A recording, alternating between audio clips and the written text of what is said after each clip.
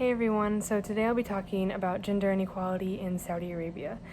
This is a very important subject to me, not only because I'm a female, but also because I grew up in Saudi Arabia. I was born in Houston and I moved to Saudi when I was 10, and just kind of growing up in Saudi and then moving back to the US and seeing the very stark difference between how women are treated in the US versus in Saudi was very, very shocking to me, and that's why I want to talk about it today.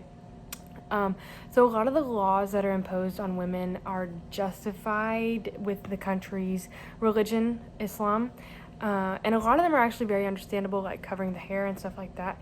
But the majority of the laws and kind of unspoken social rules are in effect based off solely nothing but sexism. So like one of the biggest and most oppressive laws that is still active right now is the law that states that a Saudi female citizen cannot leave the country without her guardian's permission, and her guardian would be her father or her husband, and her husband would be an arranged marriage.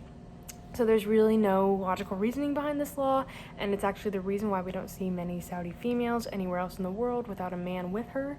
I've seen a lot of Saudi men who are by themselves, but I have yet to meet a Saudi woman who is by herself without her male guardian outside of the country.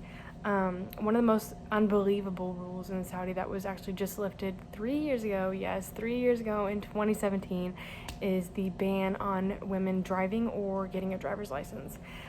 So women's rights activists who protested this and a lot of other laws were arrested, which shines a light on another law that's still in place stating that a woman cannot be released from prison unless she has the care of a male guardian. And women whose families refuse to release them are forced to remain in prison until they reconcile with their family or obtain a new guardian, which would be done through an arranged marriage. Under MBS, Mohammed bin Salman, the crown prince, the driving ban has been lifted, but it's still foggy in regards to whether or not foreign women can drive who live in Saudi Arabia for work can drive. My mom was actually turned away from receiving her Saudi driver's license 2 years ago with no explanation and no follow-up, and at this point she's basically given up because she knows nothing will come of it.